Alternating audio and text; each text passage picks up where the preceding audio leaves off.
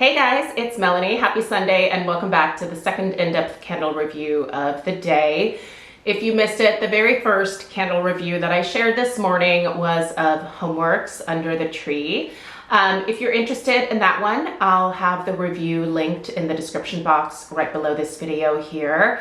I will say, if you are interested in that one, definitely watch the review just so you are aware of what you can expect with the strength and the throw of that one. I know that strength and throw can be very important to some people, so make sure you check that review out before proceeding with that one.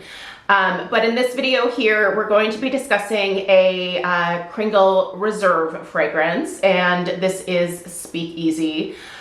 This particular fragrance was part of the latest Reserve launch that just dropped here probably about 2 or 3 weeks ago.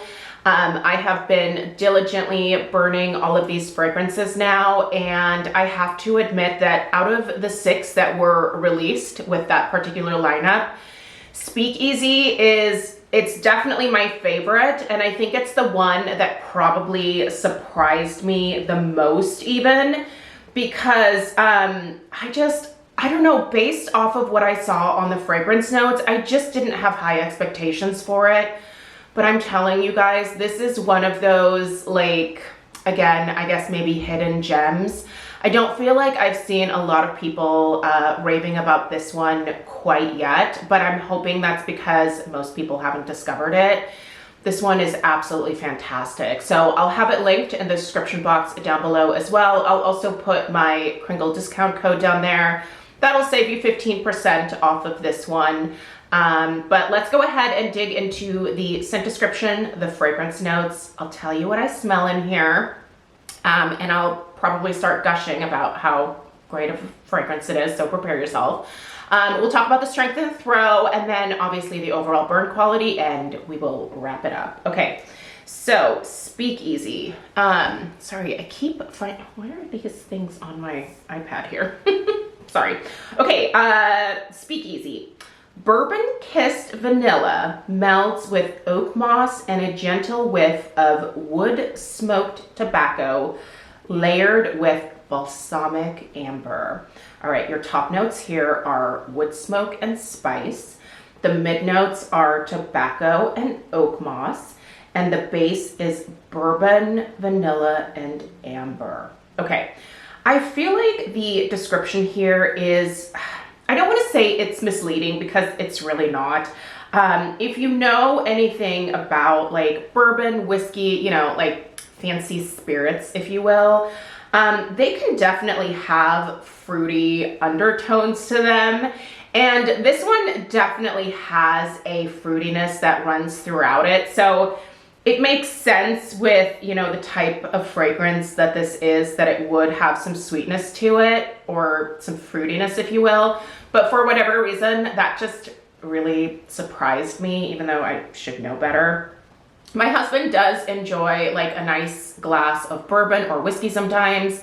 Like, I feel like I'm somewhat familiar with these types of spirits, but for me personally, I don't know. I feel like the older I get, the less I can handle liquor. So I don't really partake myself, but, you know, I think that if you are someone who enjoys these types of fragrances, you'll definitely appreciate some of the subtle notes that come through with this one. So let's start at the top here with the wood smoke and the spice. I do think that there is definitely a little bit of smokiness to this fragrance. It is like a wood smokiness, but it's not overwhelming. It's not like the hearth type fragrances where it almost smells like maybe perhaps you're sticking your nose into a fireplace or something like that. It's not quite to that level, but it's to the level of smokiness where I'm sure maybe you've had one of these cocktails where they will like smoke the cocktail for you. They have this little contraption or little cloche thing that they will put underneath or over top of the drink, and then, you know, they'll maybe light some aromatics or something, and allow that smoke to infuse into the drink. I feel like that's the smokiness that I'm getting here. It's just a little touch of it, but it's really actually quite nice. The spice, I have to admit, there's not much spice in here to my nose. I don't really detect cinnamon, I don't detect cardamom, I don't detect nutmeg, star anise, or allspice, anything like that. I don't get any spiciness from this one. I do smell a tobacco. Now, the tobacco smells more of like a sweet pipe tobacco versus like a cigar tobacco type note, if that makes sense. It's sweeter and, quite frankly, at least to me, not as offensive as like a cigar tobacco type note. Oak moss, I don't really get much in the way of oak moss here at all. But when we get to that base of the bourbon, the vanilla, and the amber, I do definitely smell amber in this. I do also get a touch of vanilla. There is kind of a little bit of a softness to this one. A little bit of maybe just like a touch of creaminess, I guess you could say. It's not like a straight up vanilla that's going to hit you in the face. I'm not implying that, but it just kind of softens the fragrance a little bit, I feel like. But it's the bourbon note that's really special here. It doesn't come across as super boozy. It is just a little, you get a little bit of that booze vibe, but that's not the main focus of the bourbon here.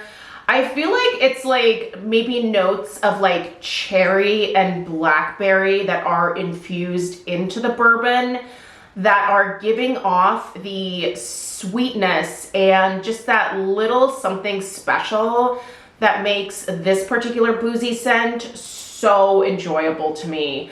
I know that bourbon can be infused with a lot of different essences or notes, if you will, but I really feel like here it's just this like this kind of sweet cherry blackberry fruitiness that just sets this one apart. It is so enjoyable.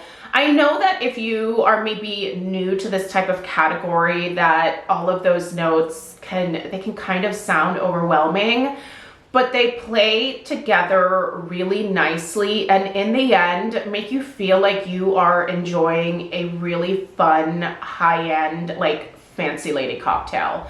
This is beautiful, you guys, and while this one was sent to me in PR, I will be repurchasing it myself in the future. Kringle has kind of knocked my socks off this year in terms of fragrances that I normally in the past would have never gravitated towards, but because my nose is going through some changes right now, I really think that is like, it's kind of opening my world a little bit to trying different scents. And it's really paying off for me because this is something that I did not expect to enjoy the way that I am enjoying it. And it's one of those where I would say if you're really like excited about trying something new and different, this is what I would tell you to try. It is so lovely, and I think honestly a lot of people would really enjoy this one. So if you're interested in it, I can give you 2 thumbs up on the fragrance profile. It is lovely. In terms of the strength and throw, now, this one is not a crazy powerhouse, but I think for the type of fragrance that it is, that the strength and throw of this is adequate, I would say.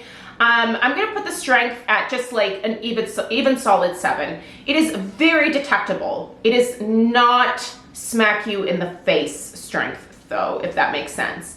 It is an absolute room filler. It fills a room quite well. The throw is, I would put that at more of a 6. It certainly travels a little bit further than my, my first candle that I reviewed this morning, but this is also not a house filler. It's okay with me with this one. I don't know that I would want my entire house to smell like this, but it is nice to put this one in, for example, the family room. Craig and I had this one lit last night while we were laying on the couch watching some TV together after coming home from dinner, and it was just such a beautiful, like, I don't want to say subtle because it is noticeable, but it was just a lovely background fragrance. I think the Strength and Throw are good on this one, but if you are wanting a little more oomph from it, I would say you might have to get two and probably pair them together to get more of like a Strength and Throw of like an 8 or a 9 out of 10. But like I said, this is fine by me. And it's definitely strong enough for me to want to repurchase it on my own. Burn issues, there have been none. I tend to have really good luck with the Kringle classic jars. It's a little more hit and miss when it comes to the country candle line, but I am always confident in the overall burn of the classic jars. Like I said, you can see the wax pool here. I'm gonna go ahead and turn this to the side. You can see that it is definitely starting to develop here. This candle has been lit for 35 minutes. It definitely gets going pretty quickly, and I think that's one of the other things that I really appreciate about this one is that once you light it, it's gonna start going pretty quickly. So there's no discoloration in the wax. I've had no obviously any issues with the wicks here. They're still going strong. There were a couple of burns where I accidentally trimmed one of the wicks a little bit too short, but I have found that the Kringle candles tend to recover pretty well from that. So yeah, it's still going strong. I am going to continue to burn this to the ground, as I like to say, and I'm gonna keep enjoying the heck out of it. This is one that I could definitely see myself repurchasing, especially in the month of January, when I'm a little bit bummed about the holidays being over, but I'm not quite ready to get into like springtime florals or any of like the sweet kind of Valentine's Day scents or anything like that.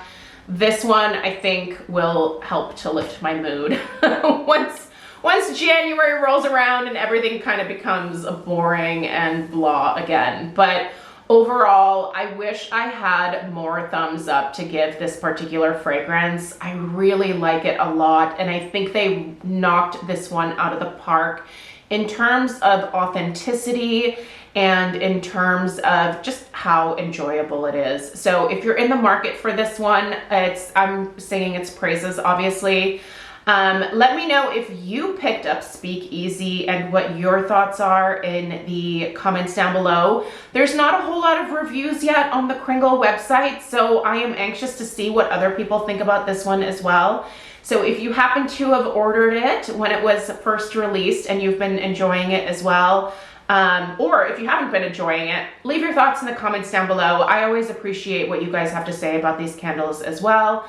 Again, I'll have it linked in the description box. There is one more candle review coming up a little bit later on today. We're going to be talking about a holiday fragrance that really surprised me. I did not think I was going to like it based off of my first sniff impressions, but turns out I'm really actually enjoying it. So that will be the last video going live today. Make sure you're subscribed.